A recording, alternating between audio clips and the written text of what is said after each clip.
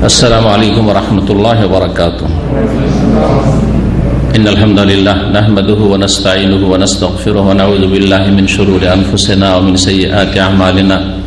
मन यहदिहिल्लाहु फला मुदिल्ल लहु व मन युद्लिल फला हादिय लहु व अशहदु अन ला इलाहा इल्लल्लाहु वहदहु ला शरीका लहु व अशहदु अन्ना मुहम्मदन अब्दुहु व रसूलुहु सल्लल्लाहु तआला अलैहि व अला आलिहि व सहबिहि व सल्लम तस्लीमन कसीरा। अम्मा बाद फ़क़द क़ाल इमाम बुखारी रहमहुल्लाहु तआला बाब मस्हिर रअस कुल्लिह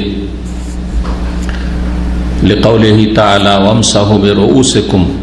व क़ाल इब्नुल मुसय्यिब रहमहुल्लाहु तआला अल मरअतु बिमंज़िलतिर रजुलि तमसहु अला रअसिहा व सुइला मालिकुन अयुजज़िउ अन यमसह बादन रास फहतज्ज बिहदीस अब्दुल्लाह बिन ज़ैद रज़ियल्लाहु तआला अन्हु। আল্লাহ রাব্বুল আলামিনের যাবতীয় প্রশংসা যে মহান আল্লাহ রাব্বুল আলামিন আমাদের জন্য তার আসমানি বিধান যাতে জীবনের প্রতিটি ক্ষেত্রে রয়েছে মানব জাতির জন্য দিক নির্দেশনা হেদায়েত তা নাজিল করেছেন। সালাত এবং সালাম নাজিল হোক নবী মুহাম্মদ রাসূলুল্লাহ সাল্লাল্লাহু আলাইহি সাল্লামের উপর। আল্লাহ রাব্বুল আলামিন নাজিলকৃত বিধানকে বিশদভাবে যিনি বর্ণনা করেছেন রবের নির্দেশে। আমাদের ধারাবাহিক আলোচনা সহিহ বুখারীর ওযুর পর্ব, আজকে পর্ব নম্বর 11, তারিখ 23 জামাদা সানি 1442 হিজরি মোতাবেক 5 ফেব্রুয়ারি 2021। অধ্যায় নম্বর হচ্ছে 38। বলছেন ইমাম বুখারী রাহমাতুল্লাহি আলাইহি বাব মাসহির রাসে কুল্লিহি। এই অধ্যায় হচ্ছে পুরো মাথার মাসাহ করা সম্পর্কে। মাথার মাসাহ করতে হবে, পুরো মাথার, আংশিক করলে চলবে না। এই অধ্যায় কায়েম করে যে হাদিসগুলি নিয়ে এসছেন তা দিয়ে স্পষ্ট করতে চেয়েছেন যে মাথার মাসে মানে পুরো মাথার মাসে করতে হবে।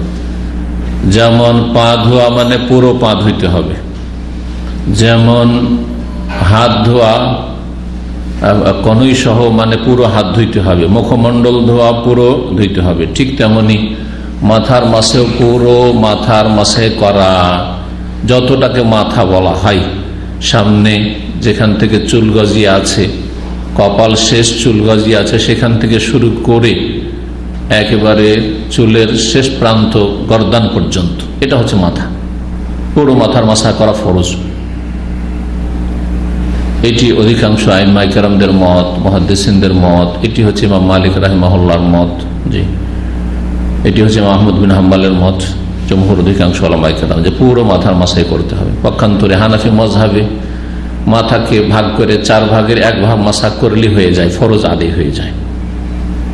এই মতের খণ্ডন উদ্দেশ্য যে এটা ঠিক নাই, 4 ভাগের 1 ভাগ ভাগ করে দেখেন তো এতটা, তার মানে এইভাবে যদি 4টা আঙুল রাখে তাহলে 4 ভাগের 1 ভাগ হয়ে যাবে। তো এতটা যদি কেউ যদি মাসাই করে এরকম এইদিক করো আর এই করবে, একটু রাখলেই মাথার মাসা আদায় হয়ে যাবে, আর বাকিটা সুন্নত।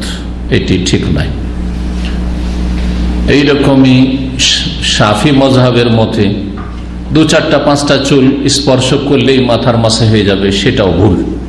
তাহলে বোঝা গেল যে আমাদের শুধু হানাফি মাযহাবের ভুল ধরা উদ্দেশ্য নয়, যে কোনো মাযহাবে যে ভুল ফতোয়া আছে, কোরআন হাদিস বিরোধী ফতোয়া আছে, সেগুলির অবশ্যই খণ্ডন করতে হবে এবং সেগুলির অসারতা অবশ্যই প্রমাণ করতে হবে এবং সেগুলি যে ভুল মানুষকে জানিয়ে দিতে হবে, না হলে মানুষ বুঝবে কি করে?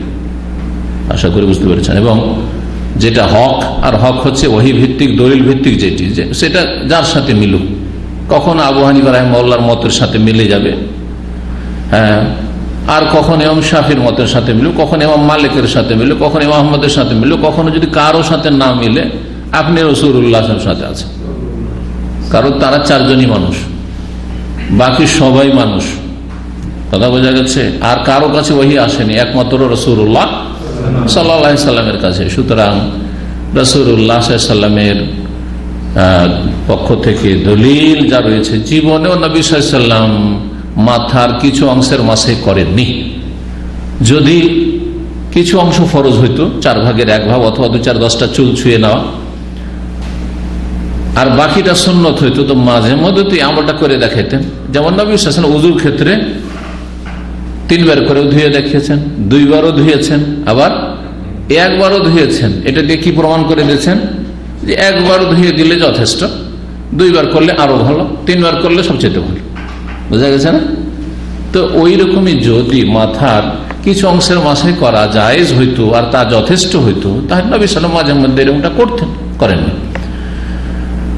একমাত্র মাথায় যদি পাগড়ি থাকে তো পাগড়ির ওপর মাসে রয়েছে।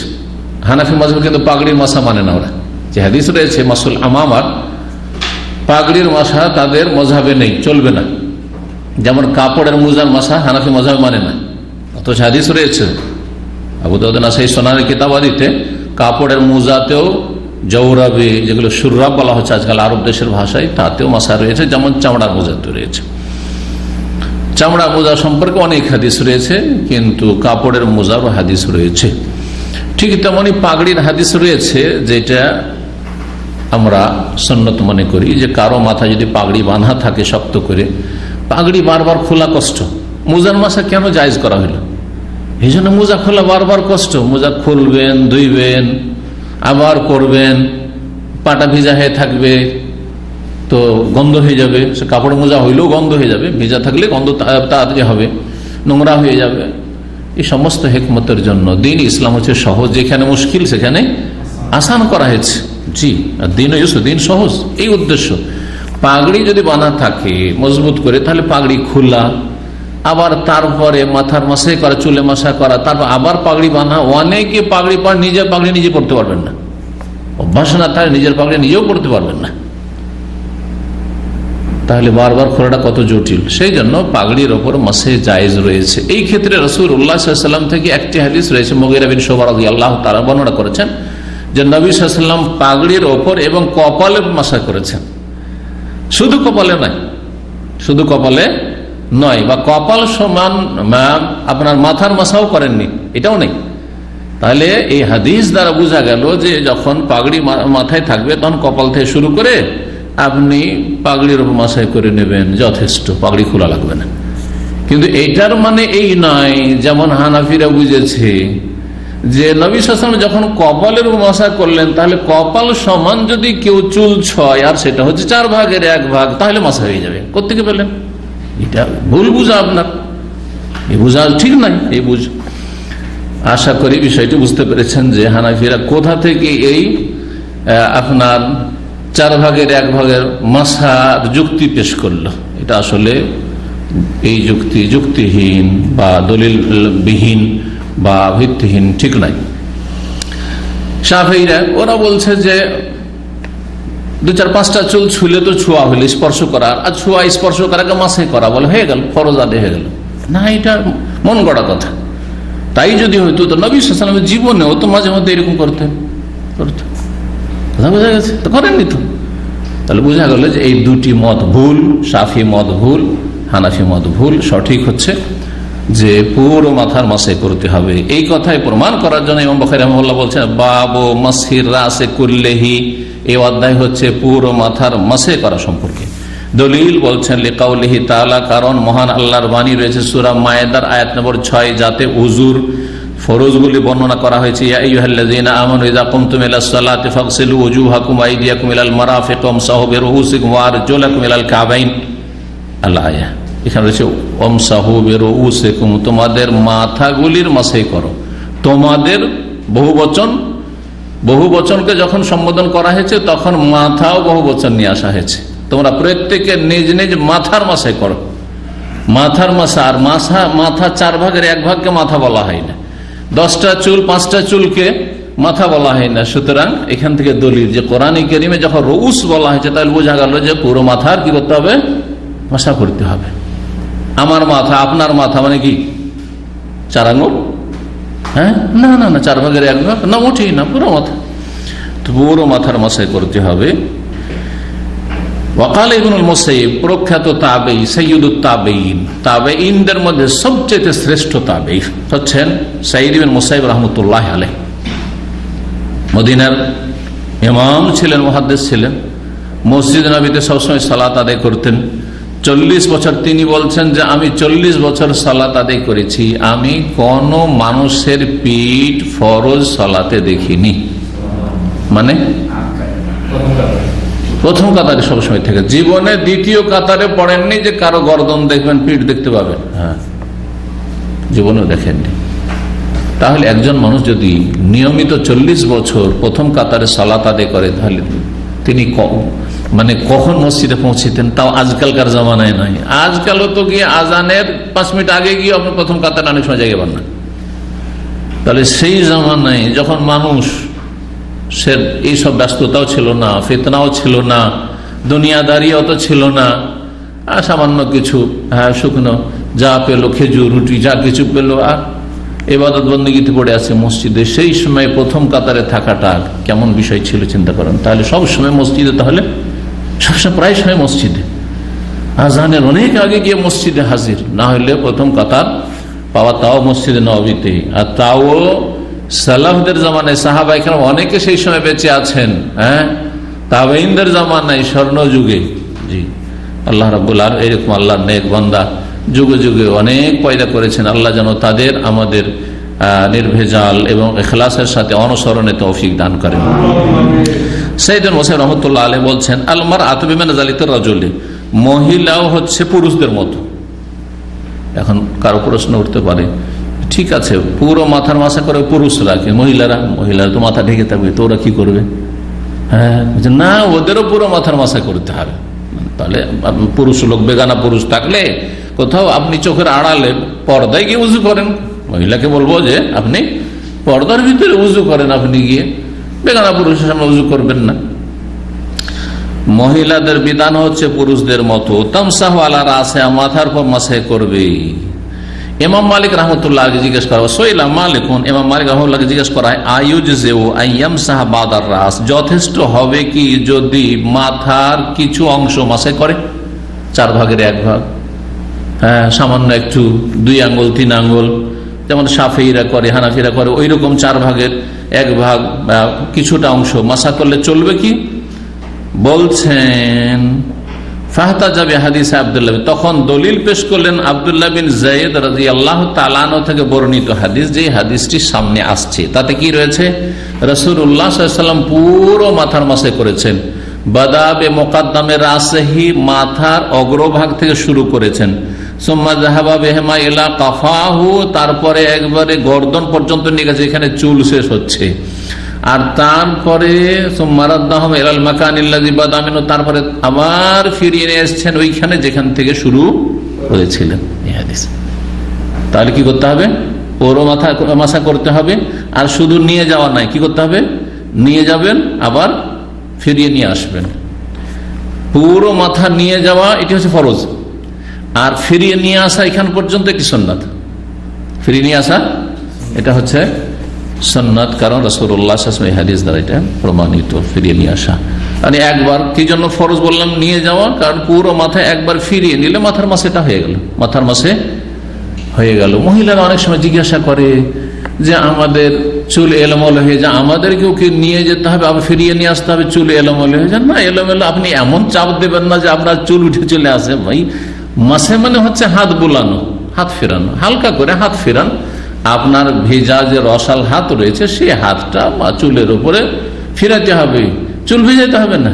অনেকে বাড়াবাড়ি করে এমন করে যে মাথার মাসে করে উজু করে এসছে, ও মাথা ভিজে ফেলেছে, আধা ভিজানো হয়ে গেছে। না না না, ইসলামে এত বাড়াবাড়িও নেই, বরং বাড়াবাড়ি নিষেধ দিনের ক্ষেত্রে।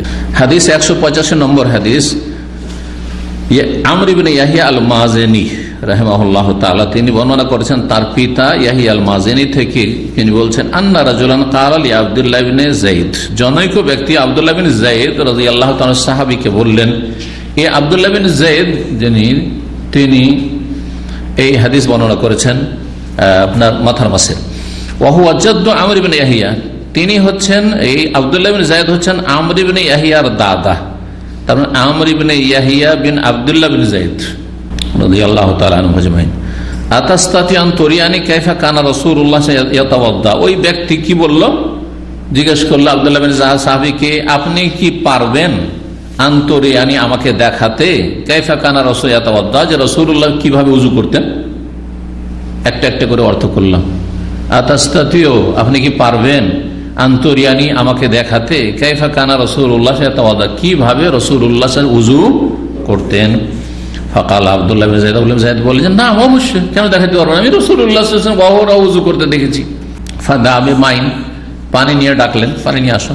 ফাফরাগা আলা ইয়াদাইহি, আর তারপরে দুই হাতের উপর পানি ঢাললেন। ফাগাসালা মাররাতাইন, দুইবার ধুইলেন, দুইবার ধুইলেন। তার বোঝা গেল যে কিছু অংশ দুইবার, কিছু অংশ তিনবার, এটাও যায়, যেখানে তিনবার করলেন না, কিন্তু দুইবার ধুলেন প্রথম হাত। সুম্মা মাদমাদা, এই হাত মানে কবজি পর্যন্ত, এই কবজি পর্যন্ত প্রথম হাত ধোয়াটা এটা কি সুন্নাত, কিন্তু এটা সুন্নাত। কিন্তু চেহারা ধোয়ার পরে যখন কনেই সহ ধুইবেন তখন ওটা ফরজ, তখন এটা ফরজ। ওর মধ্যে এতটুকু আসতে হবে, ওর মধ্যে পুরো হাত মানে একবারে কনই থেকে শুরু করে আঙ্গুলের অগ্রভাগ পর্যন্ত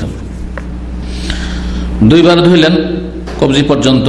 সুম্মা মাদমাদা, তারপরে গড়গড়া বা কুলি করলেন। ওয়াস্তান সারা সালাসান, এবং নাক পরিষ্কার করলেন, হ্যাঁ নাকে পানি দিয়ে নাক ঝাড়লেন তিনবার। তো নাকের ক্ষেত্রে আর কুলির ক্ষেত্রে কয়বার করলেন? তিনবার। আর দুটো কিন্তু একসাথে করলেন, কুলি এবং নাকে পানি দেওয়া একসাথে, এর আগে এই আলোচনা করেছি। সুম্মা গাসালা ওয়াজহাহু সালাসান, তারপরে চেহারা ধৌত করলেন তিনবার, তারপরে চেহারা ধৌত তিনবার। সুম্মা গাসালা ইয়াদিহি মাররাতাইন মাররাতাইন, তারপরে দুইবার করে হাত ধুলেন। এলমির ফাকাইন, কনুই সহ, হাতের বেলা দুইবার করে দিলেন। কিন্তু তাহলে কোন অঙ্গ দুইবার, কোন অঙ্গ তিনবার, এটা যায়। কোন অঙ্গ একবার, প্রথমে আলোচনাতে কিন্তু আগে বলে ফেলেছি এসব কথা। সুম্মা মাসাহা রাসাহু বিয়াদাইহি, তারপরে মাথার মাসে করলেন দুই হাত দ্বারা। তাহলে বোঝা গেল যে মাথার মাসা করতে হবে কয় হাত দ্বারা? হ্যাঁ, কেউ যদি করে এরকম চলবে না, সুন্নতের খেলাফ কাজ করলেন আপনি। দুই হাত রাখবেন এখানে পানি নিয়ে ভিজিয়ে, আর তারপরে করবেন। কিভাবে মাথার মাসা? আকবালা বিহিমা ওয়া আদবারা, সামনের দিকে নিয়ে গেলেন অথবা পিছনে নিয়ে গেলেন, অগ্রভাগ থেকে শুরু করে পেছন দিক পর্যন্ত নিয়ে গেলেন। কিভাবে, কি নিয়ম? বাদাবে মোকাদ্দমে রাসহি, মাথার অগ্রভাগ থেকে শুরু করলেন। হাত্তা যাহাবা বিহিমা ইলা কাফাহু, তারপরে দুই হাতকে নিয়ে গেলেন ইলা কাফাহু, গর্দান পর্যন্ত। সুম্মা রাদ্দাহুমা, তারপরে দুই হাতকে ফিরিয়ে নিয়ে আসে ইলাল মাকানিল্লাযী বাদা মিনহু, ওই জায়গায় যেই জায়গা থেকে শুরু করেছিলেন, এই যে চুলের অগ্রভাগ থেকে শুরু করেছেন ওখানে ফিরিয়ে নিয়ে আসলেন। সুম্মা গাসালা রিজলাইহি, তারপরে দুই পা ধৌত করলেন। মাথার মাসের ক্ষেত্রে কিন্তু বার আসেনি, তার মানে মাথার মাসা কয়বার করতে হবে? একবারই। পা ধোয়ার ক্ষেত্রে কিন্তু বার আসেনি, কারণ পা ধোয়ার ক্ষেত্রে তিনবার করলে ভালো, কিন্তু একবারে যদি যথেষ্ট পানি ঢেলে পরিষ্কার হয়ে যায় সেটা যথেষ্ট। এই জন্য পায়ের কথাটিও এখানে উল্লেখ করা হয়নি।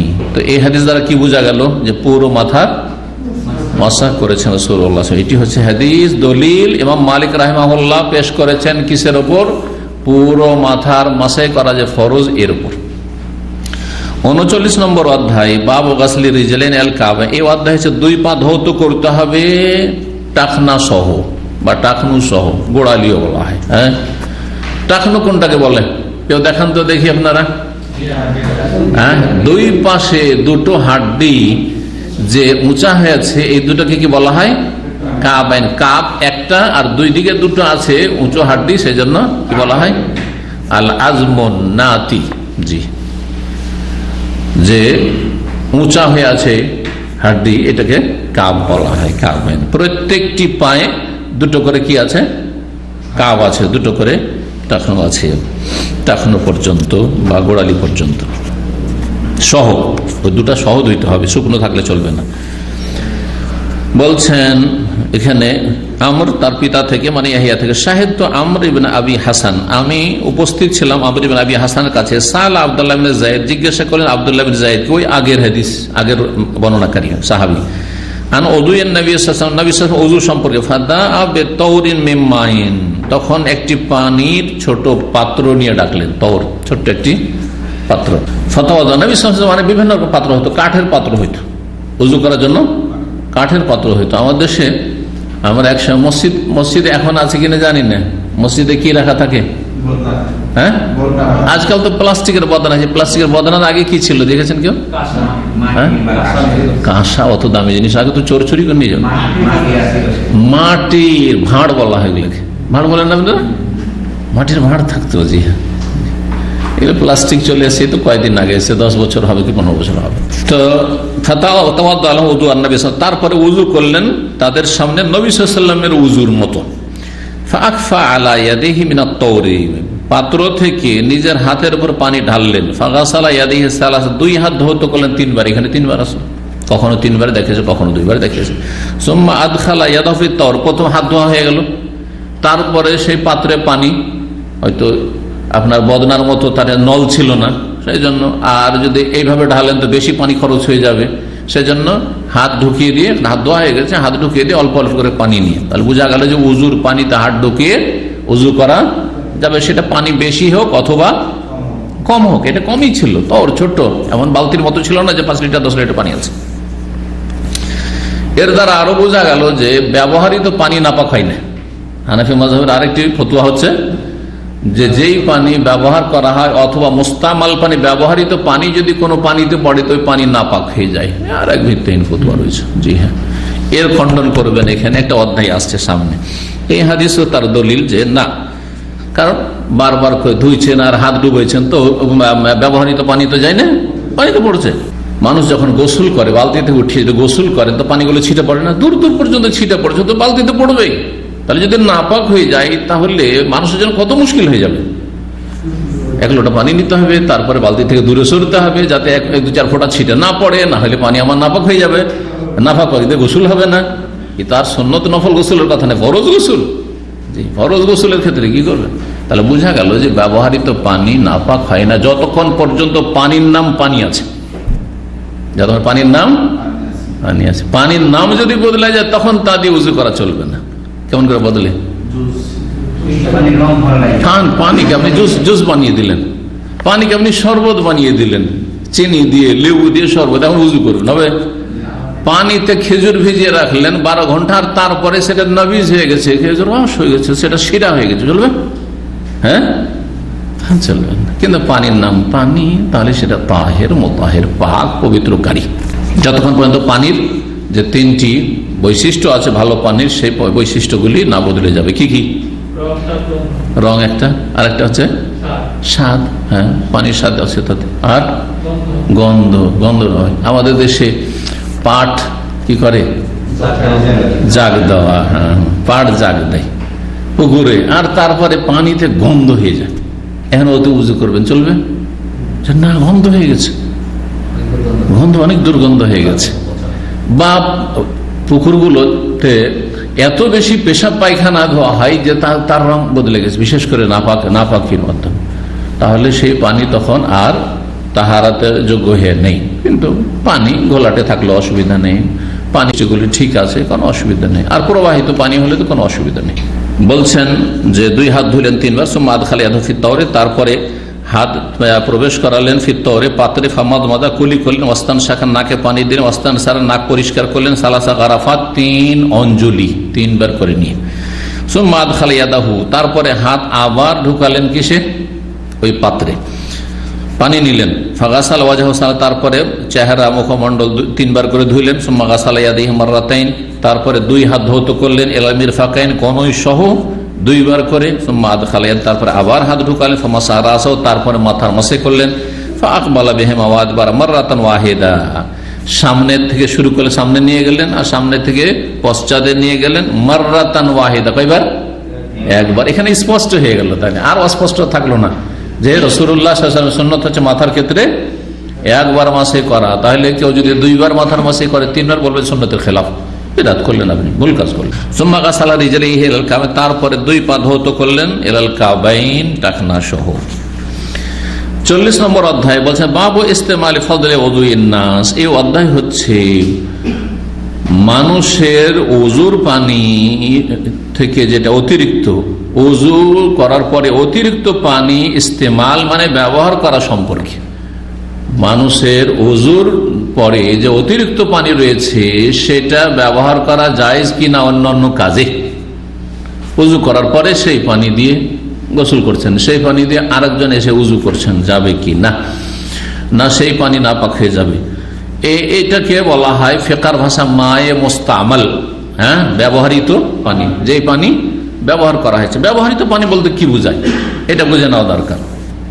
মুস্তামাল পানি, মুস্তামাল পানির একটা হচ্ছে যেই পানিটা কি করা হয়েছে, যে পানিটা ব্যবহার করা হয়েছে, যেই পানিটা ব্যবহার করা হয়েছে, এটা একটা পানি, বাহ্যিক অর্থ এটা। আর একটা হচ্ছে যে পানি আছে, সেই পানি থেকে নিয়ে আপনি উজু করছেন বা গোসল করছেন, আর আপনার ব্যবহৃত পানি গায়ের বা উজুর অঙ্গের সেই পানিতে পড়ছে, সেটাও মায়ে মোছনার ব্যবহৃত পানি। একটা বালতিতে পানি আছে, 10 লিটার পানি আছে, ওর মধ্যে থেকে গোসলে আপনি 5 লিটার লাগাইলেন আপনি, বা উজুতে আপনি 1 লিটার ব্যবহার করলেন, আর সেখান থেকে পানি নিচ্ছেন আর উজু করছেন, তাতে ছিটা পড়ছে, আর বাকি অবশিষ্ট যেটা বেঁচে থাকলো সেটা হচ্ছে মায়ে মুস্তামাল। মায়ে মুস্তামাল লোটাতে পানি আছে, নবী সাল্লাল্লাহু আলাইহি ওয়াসাল্লাম কখনো পাত্রে উজু করেছেন, উজু করার পরে কিছুটা পানি বেঁচে গেল, অনেক সময় বাঁচে না কিছু পানি, ওটা মুস্তামাল মানে ব্যবহার করছিলাম, অবশিষ্ট পানি, ফজল, এটা অতিরিক্ত বা বেঁচে থাকা পানি, অবশিষ্ট পানি। তো এখানে ফজল শব্দটি ব্যবহার হচ্ছে অতিরিক্ত। এই পানি নাপাক নয় এই কথা প্রমাণ করার জন্য ইমাম বুখারী রাহিমাহুল্লাহ এই অধ্যায় কায়েম করেছে। বলছেন ওয়ামার জারির বিন আব্দুল্লাহ আহলাহু, জারির বিন আব্দুল্লাহ রাদিয়াল্লাহু তাআলা আনহু তিনি তার পরিবারকে, স্ত্রীকে হুকুম দিলেন আইয়াতাওয়াদ্দাউ মিন ফাদলি সিওয়াকি, তিনি মিসওয়াক ভিজিয়েছেন যেই পানিতে, সেই পানিতে উজু করার জন্য। নিজের পরিবার পরিজনকে, স্ত্রী ছেলেমেয়েকে বলেন যে তোমরা উজু করো এই পানি থেকে, অথচ তার একটু আগে কি করলেন, তাতে মিসওয়াকটা ভিজিয়ে নরম করলেন। মিসওয়াক শুকিয়ে যায় না, ভিজাবার প্রয়োজন হয় কিনা একটু, তাহলে ভালো হয়। তো মিসওয়াকটাকে ভিজিয়ে নিলেন, তো পানি ব্যবহার হয়ে গেল না, মিসওয়াক ভিজালেন। আর মিসওয়াক করাটাও উজুর ক্ষেত্রে সুন্নাত। তো মিসওয়াক ডুবিয়ে নেওয়ার পরে তারপর বলে এই পানি দিয়ে উজু করো, তাহলে কি বোঝা গেল এর দ্বারা, সাহাবীর আমল দ্বারা, যে সাহাবীরা জানতেন যে কোন পানি ব্যবহার করলে সেই পানি নাপাক হয় না। হাদিস আবু জুহাইফা রাদিয়াল্লাহু তাআলা আনহু বর্ণিত। হাকাম বলছেন সামিত আবু জুহাইফা, আমি আবু জুহাইফা থেকে শুনেছি, ইয়াকুলু, তিনি বলছেন খারাজা আলাইনা রাসূলুল্লাহ সাল্লাল্লাহু আলাইহি ওয়াসাল্লাম। আবু জুহাইফা রাদিয়াল্লাহু তাআলা আনহু বলছেন যে রাসূলুল্লাহ সাল্লাল্লাহু আলাইহি ওয়াসাল্লাম আমাদের কাছে আসলেন। খারাজা বেরিয়ে আসলেন মানে আসলেন আমাদের কাছে, বিল হাজেরাতে, দুপুর বেলা। নবী সাল্লাল্লাহু তখন সফরে ছিলেন, নিশ্চয়ই ঘটনা মক্কার, মদিনার বাসিন্দা রাসূলুল্লাহ হয়ে গেছেন, তাহলে মক্কার ঘটনা। বিল হাজেরা, বিল হাজেরা বলে দ্বিপ্রহর বা দুপুরকে, যখন একবারে রোদের তাপ থাকে আর মাথার উপর বা গড়েছে, এইরকম ধরনের দুপুর যেটাকে বলি সেটা আর কি। ফাউতিয়াবে ওয়াদুইন, তখন উজুর পানি নিয়ে আসা হইল, উজুর পানি। ফাতাওয়াদ্দা, উজু করলেন।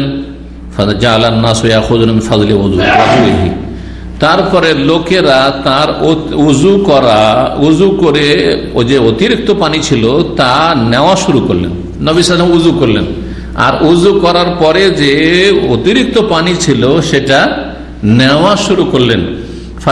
ফায়াতামাসসাহুনা বিহি, আর তা দিয়ে কি করা শুরু করলেন, নিজের গায়ে হাত ফেরাতে বা নিজের গায়ে মলা শুরু করলেন। এই যে অতিরিক্ত পানিটা নিলেন উজুর পরে, এটা কোনটা ছিল? এটার একটা অর্থ হচ্ছে যে উজু করার পরে যে অবশিষ্ট পানি বাঁচলো সেটা, এটা। আরেকটা হচ্ছে উজু করার সময় যে পানিগুলি ঝরে পড়ছে, বরং আসল বরকত এখানে আছে।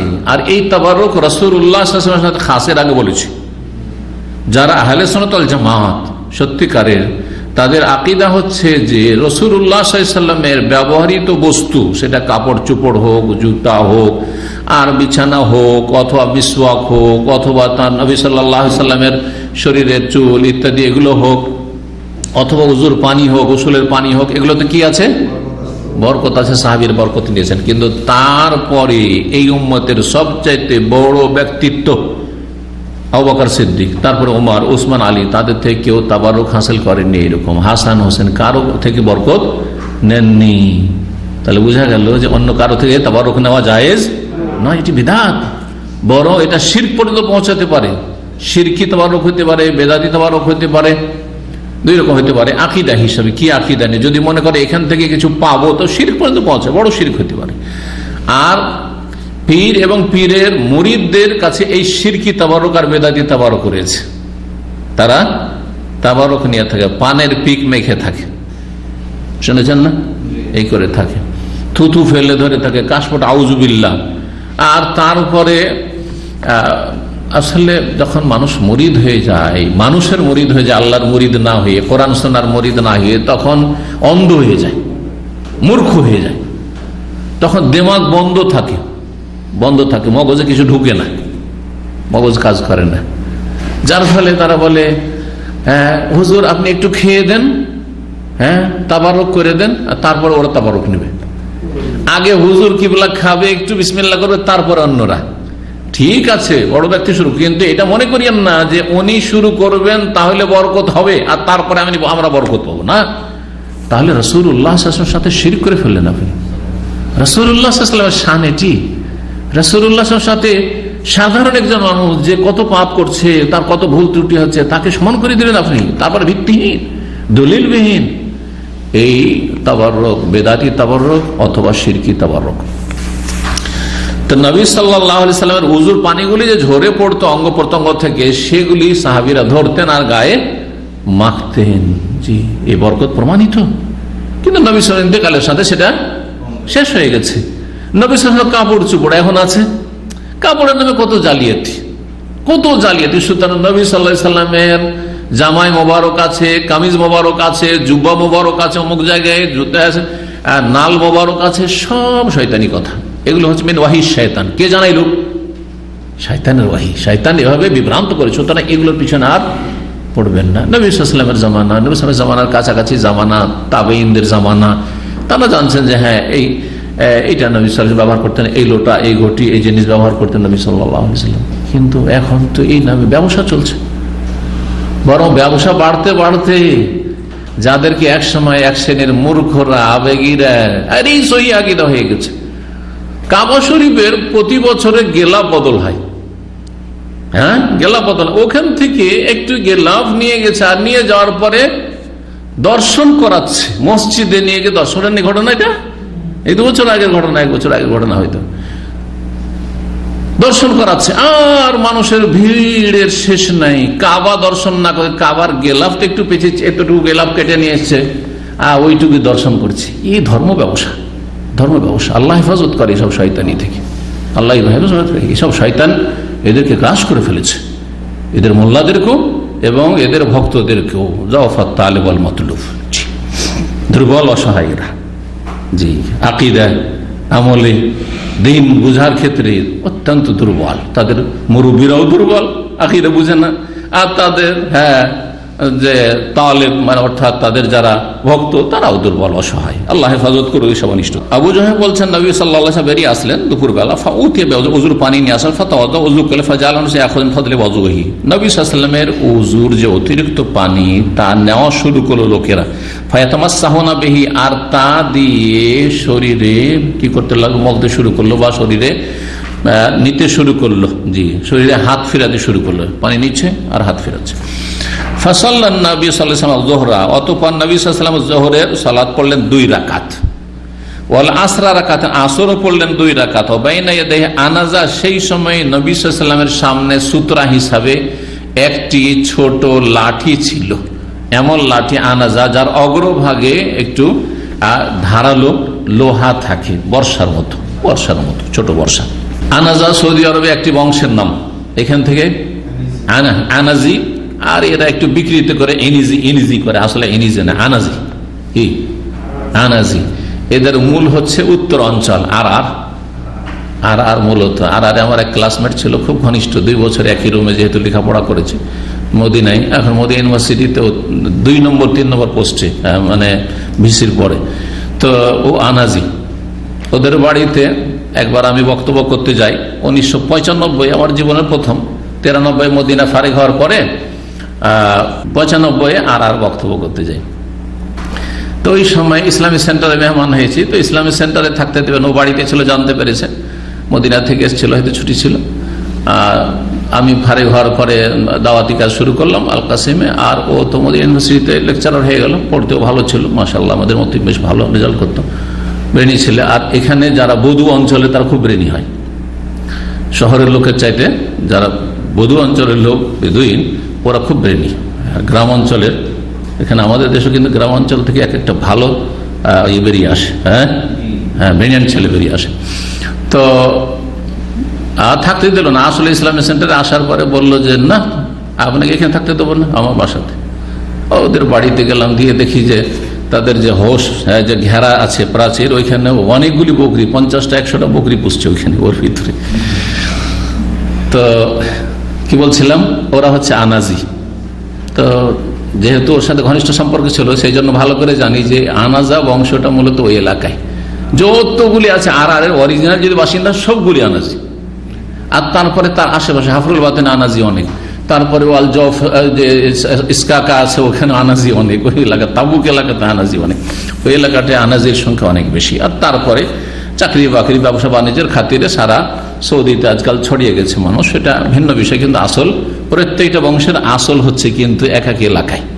এটা আরবরা জানে, আমাদের দেশে ওই সব নাই, কিচ্ছু নাই। নিজের বংশের খোঁজ খবরই আপনার নাই, আমার বংশের লোকেরা কোথায় কি আছে না আছে। নাফসি নাফসি, নিজের বংশের কোনো পরিচয় আমরা সুরক্ষা করে রাখেন, কিন্তু আরবরা রেখেছে। যখন ওই রকমই দক্ষিণ দিকে যখন বক্তব্য করার জন্য আলবাহা গেলাম, ওখানে গিয়ে দেখি একদিকে জাহরানি, একদিকে হচ্ছে গামিদি রোড, রোডের দুই পাশে ওদের আসল গ্রাম। ওই এলাকায় বক্তব্য করলাম, 3 দিন ছিলাম। সেখানে গিয়ে জানলাম যে এখান থেকে সামান্য একটু দূরে মান্দাক বলে একটা জায়গা আছে, বর্তমান নাম। ওই গ্রামটা মানে ওই পল্লী গ্রাম যেটা, হ্যাঁ, বেদুইন এলাকা, মুরু এলাকা, ওইখানে বাড়ি ছিল আবু হুরায়রা রাদিয়াল্লাহু তাআলা আনহু বংশে। আবু হুরায়রা রাদিয়াল্লাহু তাআলার বংশধর, ওখানকার বংশ দৌসি। জি, আবু তুফাইল দৌসি, সর্বশেষ সাহাবী যে মক্কা ইন্তেকাল করেন তিনি ছিলেন আবু তুফাইল দৌসি। তার বাড়ি আসলে যখন তারা কুফরি অবস্থায় ছিল তখন তার বাড়ি ওই আলবাহা এলাকায় ছিল। সুবহানাল্লাহ, সৌদি আরবে বা আরব দেশগুলিতে নিজের বংশ পরিচয়টাকে তারা সুরক্ষা করে রেখেছে, কিন্তু আজমিরা অনারবরা একদম ভুলে গেছে। অনেকে দাদার নাম জানে না, আর দাদার বাপের নাম তো বেশিরভাগ লোকই জানে না। আমি 7 পুরুষ পর্যন্ত জানি আলহামদুলিল্লাহ। তারপরে জানার কোনো ওসিলা ছিল না, কারণ আমার দাদাদের থেকে কয়েকজন দাদা, আপন দাদা থেকে আর একজন চাচাতো দাদা থেকে, এই 2 জনের মাধ্যমে আমি আমার নিজের বংশের যতগুলি সিলসিলা আছে পরম্পরা, তার 40% পশ্চিমবঙ্গে আছে ভারতে, আর 60% বাংলাদেশে, সবগুলি আলহামদুলিল্লাহ আমার কাছে লেখা আছে। এই জন্য যে কেউ যোগাযোগ করে, কিছুদিন আগে চাপে নেওয়া হয়েছে, একজন টেলিফোন করছে, দিয়ে বলছে যে আমি অমুকের অমুক। তাহলে তোমার দাদার নাম বলো, সম্পর্কে চাচাতো ভাই। ও যেহেতু আমাকে জানছে তো অনেকেই, তাই না? তো ও জেনে টেলিফোন করছে, আমি বলছি আমি আপনার বংশ ভাই। যে কিভাবে? আপনার বাপের নাম চিনতে পারলাম, দাদার নাম বলাতে চিনে ফেলেছি। আমার কাছে আলহামদুলিল্লাহ লিখা আছে আমাদের বংশের ডিটেলস। তো আপনারা চেষ্টা করবেন, একটি হাদিস আমলও হবে, তাআল্লামু মিন আনসাবিকুম মা তাসিলুনা বিহি আরহামাকুম। তোমরা তোমাদের নাসাব শিখে রাখিও। নাসাব মানে বংশীয় পরিচয় বা বংশ পরম্পরা, যে সিলসিলা রয়েছে সাজারায় নাসাব, এগুলিকে লিখে রাখিও বা শিখে রাখিও, মুখস্থ রাখিও। মা তাসিলুনা বিহি আরহামাকুম, তার মাধ্যমে আত্মীয়দের সাথে সুসম্পর্ক বহাল থাকবে। চিন্তা করেন, আপনার বাড়ি বরিশাল, আর হঠাৎ করে একটা লোক যদি আসে আপনার যশোর থেকে অথবা চিটাগাং থেকে এসে বলে আপনার 7 পুরুষ ওপরে একজনের নাম জানা আছে, আর ওরও 7 পুরুষ, আর গিয়ে মিলে গেল, আরে এই কি কোলাকুলি, চলো এক্ষণে চলো, চলো আমার বাসা চলো। করবেন না? করবেন না? তুমি আমার রক্তের, আমার বংশের, কথা বোঝা গেছে? এটা আছে আরবদের মধ্যে, নাই? আমি তো নফসুল জামা, একই সেম সেম, আরে কি সব খালাস, আর কোনো চিন্তাই নেই, তাই না? তো এটা যদি অন্যায় কাজে হয় তো হারাম। এই সম্পর্কটাকে যদি হারামের কাজে ব্যবহার করেন, অপরাধীকে মাফ করার জন্য আর ভালো মানুষকে দোষী করার জন্য, তাহলে হারাম। কিন্তু ভালো মানুষের কদর করার জন্য ভালো, ঠিক আছে, আমি উপকার করবো ভালো মানুষের, এ আমার আত্মীয়, অসুবিধা নেই। আত্মীয়র সাথে সবচেয়ে বড় আত্মীয় হচ্ছে দিনদার মানুষ, সবচেয়ে বড় আত্মীয় হচ্ছে দিনদার ধার্মিক মানুষ। এই সম্পর্ক আমাদের সবসময় যেন বলবৎ থাকে। সমস্ত সম্পর্কের ওপর সবচেয়ে বেশি শক্তিশালী হবে ঈমান এবং তাকওয়ার সম্পর্ক। ইন্না আকরামাকুম ইনদাল্লাহি আতকাকুম, তোমাদের সবচেয়ে বেশি সম্মানিত আল্লাহর কাছে যে যত বেশি আল্লাহ ভীরু, মুত্তাকি, পরহেজগার। আল্লাহ যেন এই সম্পর্কের ভিত্তিতে আমাদের যেন এই সম্পর্ককে শক্তিশালী করার তৌফিক দান করেন। এটাই মুসলিম জাতির শক্তি রয়েছে। আর জাতীয়তাতে ভাগ করে দিয়ে আর খণ্ড বিখণ্ড করে দিয়ে কুফরি শক্তিগুলি ষড়যন্ত্র করিয়ে আমাদেরকে একবারে ছিন্ন ভিন্ন করে দিয়েছে। 2 রাকাত করে কেন পড়লেন? এখান থেকে বোঝা গেল যে নবী সাল্লাল্লাহু আলাইহি ওয়াসাল্লাম কোথায় ছিলেন? সফরে ছিলেন, না হইলে মুকিম অবস্থায় থাকলে হইতেই পারে না যে জোহর 2 রাকাত পড়বে না আসর 2 রাকাত, বোঝা গেছে না। অনেকে কিন্তু ভুল করে, বৃষ্টির সময় জমা করছে বাড়িতে বসে ও 2 রাকাত পড়ে বসে আছে, এরকম ফতোয়া আসছে আমার কাছে। বলছি শেখ আমি তো জমা করেছি, তো জমার সাথে 2 রাকাত করে পড়ে নিচ্ছি। কোথেকে চললো জমা? তাহলে জমা সফর ছাড়াও চলতে পারে, কিন্তু কসর একমাত্র সফরের বিধান। এই দুটো পার্থক্যটা মনে রাখেন, এই দুটো কথা। জমা সফরে এটা হচ্ছে আসল, জোহর আসর জমা আর মাগরিব এশা জমা। কিন্তু প্রচন্ড বৃষ্টির সময়, ঝড় তুফানের সময়, ভয় ভীতির সময় জমা করা যেতে পারে। প্রচন্ড ক্লান্ত আছেন, এত ক্লান্ত আছেন যে আর বরদাস্ত হচ্ছে না, সারাদিন জার্নি করে এসেছেন কোথা থেকে, সফর থেকে, এখন মাগরিবটা পড়েছেন আর শরীর চলছে না। এখন যদি ঘুমিয়ে যান তো ফজর হয়ে যাবে, কি করবেন? এইরকম একেবারে যখন খুব এইরকম অবস্থা হবে, তখন হয়তো মাগরিবের সাথে এসা পড়ে নিলেন। কিন্তু এটা এই নয় যে আপনি ডেলি ডিউটি করে আসছেন, ওই যে খুব ক্লান্ত ভাই চল নামাজটা পড়ে আর শুয়ে যায় না, এটা জায়েজ হবে না, তখন জি সুবিধাবাদী হবেন না। কিন্তু যেখানে ছাড় আছে সেই ছাড়টা নিতে পারবে না। 188 নম্বর হাদিস, আবু মুসা আশআরী রাদিয়াল্লাহু তাআলা আনহু বলছেন, দাআন নবী সাল্লাল্লাহু আলাইহি ওয়াসাল্লাম বিকাদাহাইন ফিহি মা। নবী সাল্লাল্লাহু আলাইহি ওয়াসাল্লাম একটা পেয়ালা বা পাত্র নিয়ে ডাকলেন যাতে ছিল পানি। ফাগাসালা ইয়াদিহি, 2 হাত ধৌত করলেন, ওয়াজহাহু ফিহি, এবং মুখমণ্ডল ধৌত করলেন তাতে, চেহারাও তাতে ধুলেন, ওখান থেকে পানি নিচ্ছেন অতি পড়ছে, আর চেহারাও ধুলেন। ওয়ামাজ্জা ফিহি, এবং কুলি করে ওতেই কুলিটা ফেলে দিলেন, কুলি করে ওই পেয়ালাতে ফেলে দিলেন। এই বরকত একমাত্র নবী সাল্লাল্লাহু আলাইহি ওয়াসাল্লাম থেকে নেবেন। কেউ এই করার অধিকার রাখে না যে আমি কুলি করলাম, আপনি কুলি করলেন আর ফেলে দিলেন পানিতে, আর তারপরে স্ত্রীকে বলছেন যে তুই খা, ছেলে বলছেন যে লাও তুমি উজু করো খাও। কেন করতে যাবেন আপনি? কি বরকত আছে আপনার? বড় এতে দূষিত হইতে পারে, ক্ষতি হইতে পারে। কথা বুঝছেন না? বুঝছেন না? জি হ্যাঁ, কুলি করে দিলে মজ্জায় মুজ্জু মানে হচ্ছে কুলি করে ফেলা। সুম্মা ক্বালা লাহুমা, তারপরে 2 জনকে বললেন, ইশরাবা মিনহু, তোমরা 2 জনে পান করে নাও। ওয়া আফরিগা আলা ওজুহিকুমা ওয়া নুহুরিকুমা, আর তোমরা তোমাদের মুখমণ্ডল এবং তোমাদের গলদেশে পানিটা ঢেলে নাও। যেই পানিটা থাকলো আর যে পানিতে কুলি করে ফেলে রাসূলুল্লাহ সাল্লাল্লাহু আলাইহি ওয়াসাল্লাম, 2 জন ছিল সেখানে, তাদেরকে বললেন যে তোমরা এখান থেকে কিছু পান করো। বরকত হাসিল হলো, পান করলেন। আর তারপরে চেহারা, চেহারাতে বরকতটা আসলে চেহারা ধুয়ে নাও, মুখমণ্ডল ধুয়ে নাও, আর গলদেশ, এখানে চেহারার পরে গলা, নহর নাহার অনেক সময় সিনাকে বলা হয়, আর সিনার কাছাকাছি নাহার আসলে ওপরে যায়, যে এখান থেকে শুরু হয় আর চলে যায় আপনার এই পর্যন্ত। তো এই নাহার ওপর ভাগ মানে গলদেশ, এখানে উদ্দেশ্য হচ্ছে এই গলাগুলি, এগুলোতে পানি একটু লাগিয়ে নিতে বললেন বা ঢেলে নিতে বললেন বরকত হাসিলের জন্য। তাহলে কি বোঝা গেল? যে ব্যবহৃত পানি নাপাক নয়, নাপাক হলে শরীর নাপাক করতে বললেন না। 189 নম্বর হাদিস, হাদিস বর্ণনা করছেন সাহাবী মাহমুদ বিন রবি। মাহমুদ বিন রবি মাত্র 5 বছরের ছিলেন তিনি। বলছেন অন্য হাদিসে রয়েছে যে তখন আমার বয়স 5 বছর ছিল। নবী সাল্লাল্লাহু আলাইহি ওয়াসাল্লাম যখন কুলি করেছিলেন তার চেহারায়, বলছে ওয়াহুয়াল্লাযী মাজ্জা রাসূলুল্লাহ সাল্লাল্লাহু আলাইহি ওয়াসাল্লাম ফি ওয়াজহিহি ওয়া হুয়া গুলামুন। এই মাহমুদ বিন রবি এমন এক সাহাবী, রাসূলুল্লাহ সাল্লাল্লাহু আলাইহি ওয়াসাল্লাম তার চেহারায় কুলি করেছিলেন, কুলি করে চেহারাতে দিয়েছিলেন। আপনার আমার জন্য চলবে না? করবেন না। এটা রাসূলুল্লাহ সাল্লাল্লাহু আলাইহি ওয়াসাল্লাম কি যেন করেছেন? আদর করে। বরকত হইল, নবী সাল্লাল্লাহু আলাইহি ওয়াসাল্লামের বরকত পেল, এবং তার সাথে ছোটদের সাথে রসিকতা করা, আদর করা। কিন্তু আপনি আমি কেউ কারো সাথে করতে গিয়ে একদম বরকত নেই। 2 নম্বর কথা, ঝগড়া মারামারি শুরু হইতে পারে, তাই না? জি হ্যাঁ। আরে ছোট বাচ্চারও যদি, যেন বাচ্চা ঝগড়া করবে না, কিন্তু বাচ্চার বাপ মা ঝগড়া লাগিয়ে দিবে। আমার দেশে হয় না? পাড়া প্রতিবেশীর সাথে ঝগড়াগুলির সবচেয়ে বেশি কারণ হচ্ছে বাচ্চাদের নিয়ে ঝগড়া, না মুরগি নিয়ে, গরু নিয়ে, বকরি নিয়ে ঝগড়া, তাই না? নিয়ে ঝগড়া, আসলে ঝগড়ার কোনো ঝগড়াই নেই। ওই বাচ্চাদের জন্য ঝগড়া করলো, আর তারপরে মাসকে মাস কথা বলে না, যাতায়াত বন্ধ করে দিল, অথচ বাচ্চারা আধা ঘন্টা পরে মিলে গিয়ে খেলাধুলা করছে রাস্তাঘাটে। কত মূর্খ জাতি। এই জন্য বাচ্চাদের জন্য কখনো ঝগড়া করতে নেই। নিজের বাচ্চাকে ভালো তরবিয়ত দেন, আমি আমার বাচ্চাকে তরবিয়ত দেবো, আপনি আপনার বাচ্চাকে তরবিয়ত, যথেষ্ট ভালো আদব শিখিয়ে দেন যদি কোনো কিছু করে থাকে তাহলে। কিন্তু বাচ্চাদের জন্য ঝগড়া করা বা কোনো কিছু নিয়ে ঝগড়া করা, এগুলি মানুষের সম্পর্কে অবনতি নিয়ে আসে, সম্পর্ককে সর্বনাশ করে।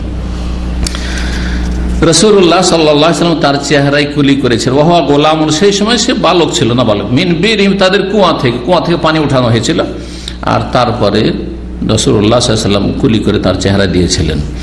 ওয়াকালা ওরওয়া বর্ণনা করছেন মিসওয়ার বিন মাখরামা থেকে, ওয়া গায়রিহি, অন্যান্য আরো বর্ণনাকারী থেকে। যে কথাটি বর্ণনা করছেন এটি একটি বিশাল লসের একটি ছোট্ট অংশ, তা হচ্ছে হুদায়বিয়ার সন্ধি সম্পর্কে হাদিস। সুলহ হুদায়বিয়ার সন্ধি সম্পর্কে যে লম্বা হাদিস রয়েছে তার অংশ কি বলছেন, যে বর্ণনা করেছেন এই হাদিস হুদায়বিয়ার ঘটনা মিসওয়ার বর্ণনা করেছেন, সাহাবী মিসওয়ার বিন মাখরামা রাদিয়াল্লাহু আনহু, আর অন্যান্যরা বর্ণনা করেছেন। ইউসাদ্দিকু কুল্লু ওয়াহিদিন মিনহুমা সাহিবাহু, তাদের প্রত্যেকে বা দুইজনের একজন অপরজনের সত্যায়ন করেছেন, মানে দুইজনের ঘটনা বর্ণনা করায় কোনো বিরোধ নেই, একজন অপরজনের সত্যায়ন করেছেন। ওয়াইদা তাওয়াদা, তাতে কি রয়েছে, যখন মক্কা থেকে একজন কাফের প্রতিনিধি আসলো কথা বলার জন্য, সোহাইল নামক, আর তারপরে নবী সাল্লাল্লাহু আলাইহি ওয়াসাল্লাম সাহাবায়ে কেরামদের এই দৃশ্য দেখে গেল, যে মক্কার যে কাফের নেতারা ছিল তাদেরকে রিপোর্ট দিল, এই রিপোর্টটা হচ্ছে এটা, আরে তোমরা মুহাম্মদকে কখনো হারাইতে পারবে না সাল্লাল্লাহু আলাইহি ওয়াসাল্লাম, তার সাহাবীদেরকে মুসলিমদেরকে কখনো পরাজিত করতে পারবে না, কারণ এরা মরে যাবে কিন্তু মুহাম্মদের সাথ ছাড়বে না সাল্লাল্লাহু আলাইহি ওয়াসাল্লাম, মরে যাবে। আর কাফের তো মরণ থেকে পালায়, আর খাঁটি মুসলিম আল্লাহর জন্য, আল্লাহর দিনের জন্য মরতে চায়, পারে? কখনো পারবে না। কুফরি শক্তি কখনো পেরে উঠবে না। যদি তাদের এই আকাশের শক্তি আল্লাহ কেড়ে নেন, তাহলে জমিনি শক্তি, কারণ মুসলিমদের কাছে আকাশের শক্তি নাই, কখনো কোন কাফের শক্তি মুসলিমদের সামনে দাঁড়াতে পারবে না। কারণ মুসলিম মরাকে নিজের জন্য শরফ, সৌভাগ্য মনে করে, শাহাদাত মনে করে আল্লাহর রাস্তায়। আর কাফের ইয়াওয়াদু আহাদুহুম লাউ ইউআম্মারু আলফা সানা, কাফের চাই হাজার হাজার বছর বাঁচতে, বাঁচুক, দীর্ঘদিন বাঁচতে চাই। তো বলছেন সেখানে গিয়ে রিপোর্ট কাফেরদেরকে, যে তোমরা আর বিরোধিতা করিও না, লাভ নাই, মুহাম্মদ সাল্লাল্লাহু আলাইহি ওয়াসাল্লামকে ঠেকাতে পারবে না, তার সাহাবীদেরকে ঠেকাতে পারবে না, মুসলিমরা একদিন জিতবে, মক্কায় প্রবেশ করবে, এবার বাধা দিবে, তারপরে আসবে। কেন? ওয়াইদা তাওয়াদ্দান নবী সাল্লাল্লাহু আলাইহি ওয়াসাল্লাম, কারণ দেখলাম যে নবী সাল্লাল্লাহু আলাইহি ওয়াসাল্লাম যখন উযু করছেন, কত যে ভালোবাসে সাহাবীরা নবী সাল্লাল্লাহু আলাইহি ওয়াসাল্লামকে, কত যে ভালোবাসে। কানু ইয়াক্তাতিলুনা আলা ওয়াদুইহি, তার উযুর পানি নেওয়ার জন্য তারা একবারে মারামারি শুরু করে দিয়েছে, মনে হচ্ছে লড়াই শুরু হয়ে যাবে, লড়াইয়ের উপক্রম হয়ে যাচ্ছে, মারামারির উপক্রম হয়ে যাচ্ছে। কি একবারে কাড়াকাড়ি, যেটাকে বলে কাড়াকাড়ি, জি কাড়াকাড়ি শুরু হয়েছে। মারামারি মানে মারপিট নয়, এখানে উদ্দেশ্য হচ্ছে কাড়াকাড়ি শুরু হয়ে যাচ্ছে, আমি নেবো, আমি নেবো, আমি নেবো। আর তারপরে কি করছে, কেউ চেহারায় মলছে, কেউ হাতে মলছে, মুখে মলছে, গোটা শরীরে মলছে বরকত নেওয়ার জন্য। যারা নবী সাল্লাল্লাহু আলাইহি ওয়াসাল্লামের এই উযুর পানি নেওয়ার জন্য এত পাগল, এত মরিয়া, তারা নবীকে একা ছেড়ে দিবে এত সহজ মনে করছো? হ্যাঁ, জান মাল সবকিছু কুরবানি করে দিবে, তাদের সামনে তোমরা দাঁড়াইতে পারবে? সুতরাং এই বিরোধিতা করে লাভ নাই। 6ষ্ঠ হিজরিতে এই মন্তব্য করলো এই কাফের প্রতিনিধি, ভালো মন্তব্য করেছিল ইসলাম এবং মুসলিম সম্পর্কে, রাসূলুল্লাহ সাহাবায়ে কেরামদের সম্পর্কে। সেটা যদি কাফের নেতারা তখনই শুনে নিত, তাহলে ওই বছরে আর বাধা দিত না। কিন্তু ওই বছর গায়ের জোরে ঢুকতে দিল না।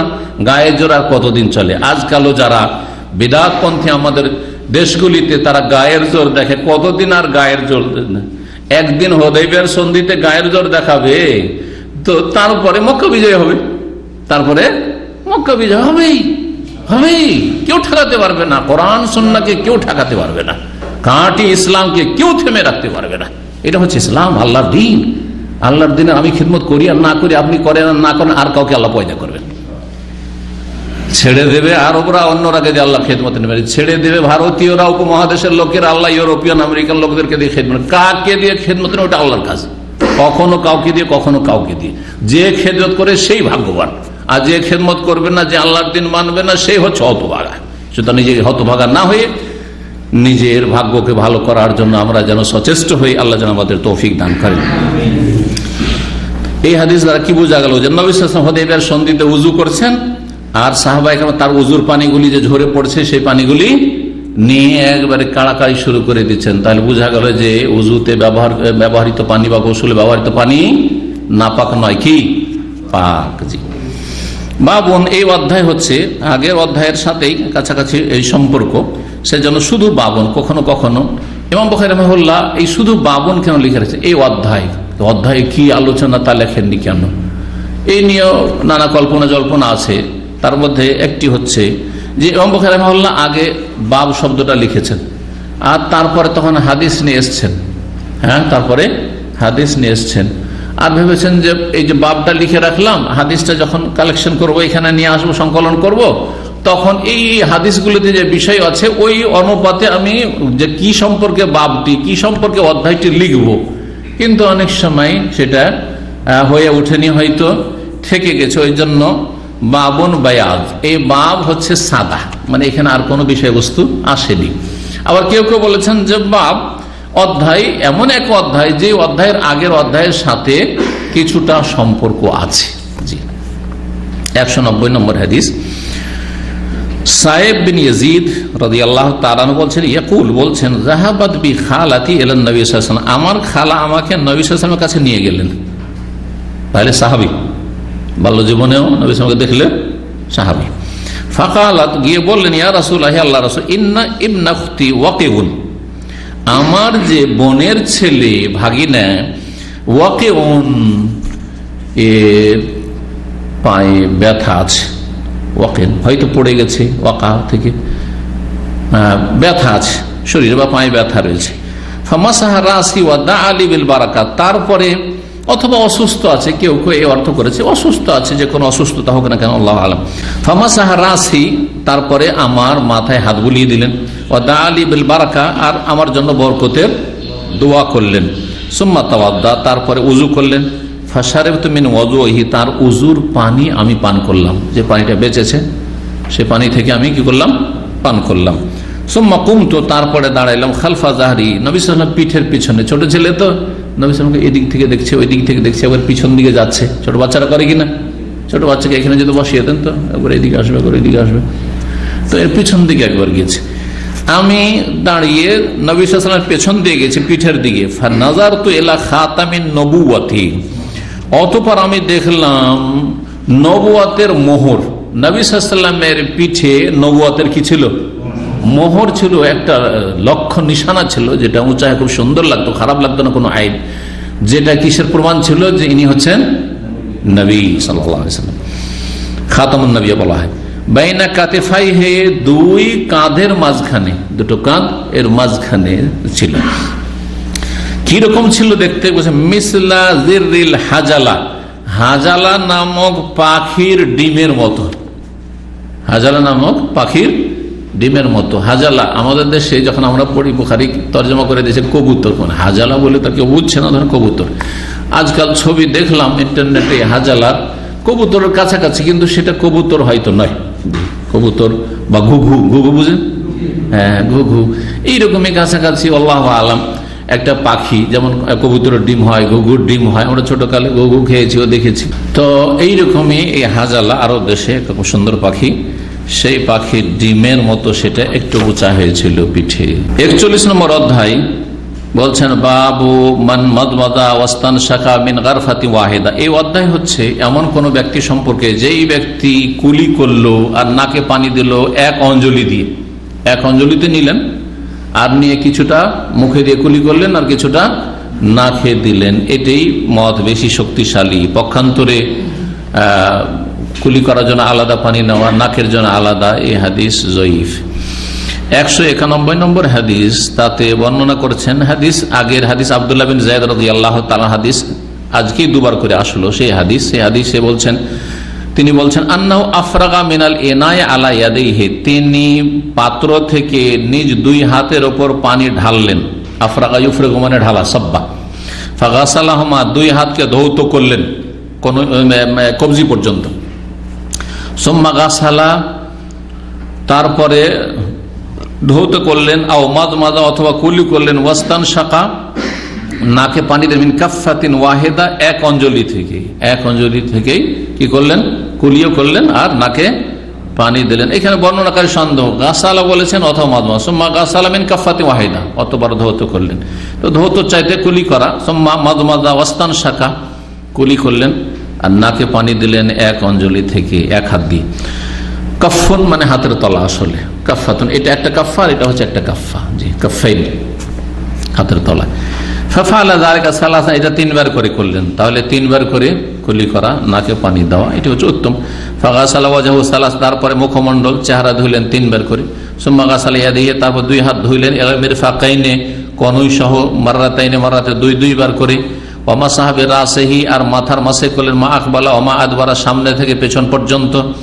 ওয়াগাসালা রিজলাইহি, এবং 2 পা ধৌত করলেন, এল কাবাইন টাকনা সহ।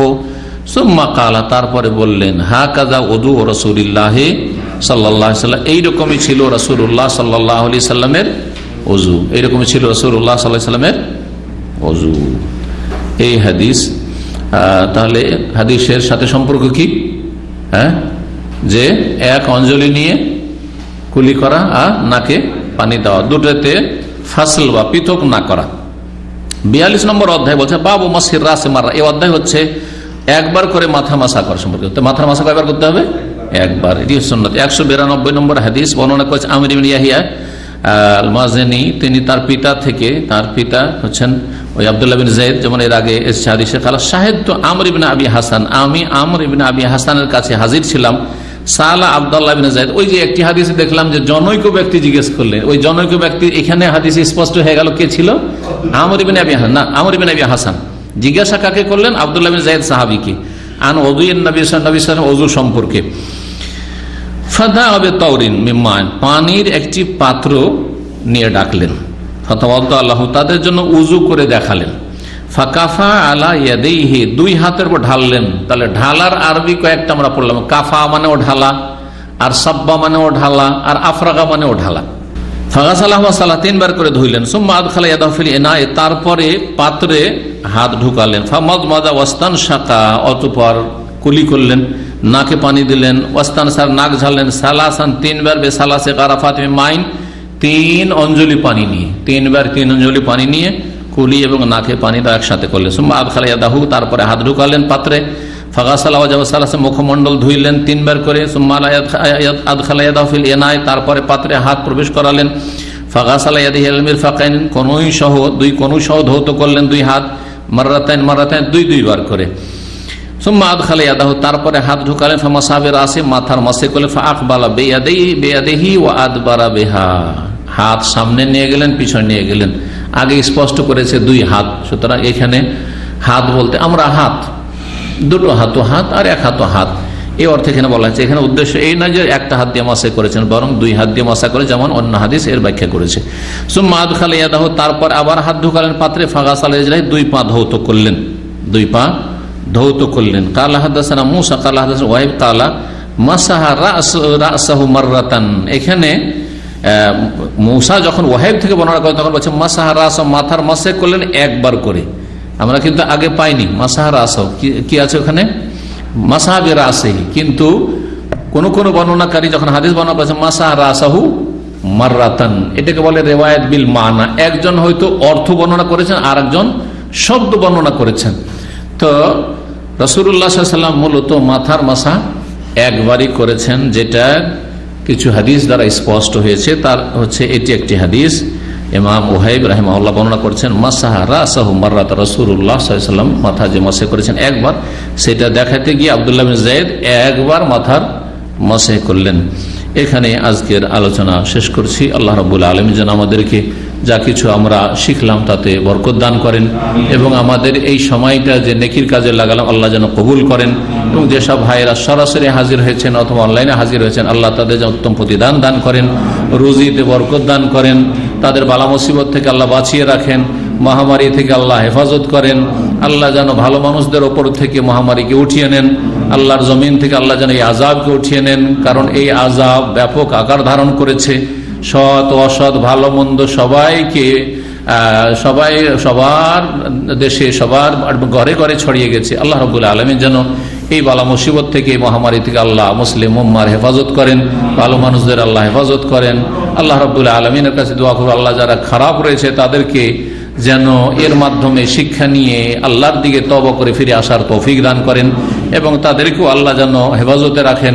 আল্লাহ রাব্বুল আলামিন যেন যার যে ক্রোধ রয়েছে, গজব রয়েছে, সেটা যেন উঠিয়ে নেন এবং আমাদের ওপর তিনি যেন সন্তুষ্ট হয়ে যান, রাজি হয়ে যান। ওয়া সাল্লাল্লাহু ওয়া সাল্লাম আলা নবিয়িনা মুহাম্মদ ওয়া আলা আলিহি ওয়া সাহবিহি আজমাইন।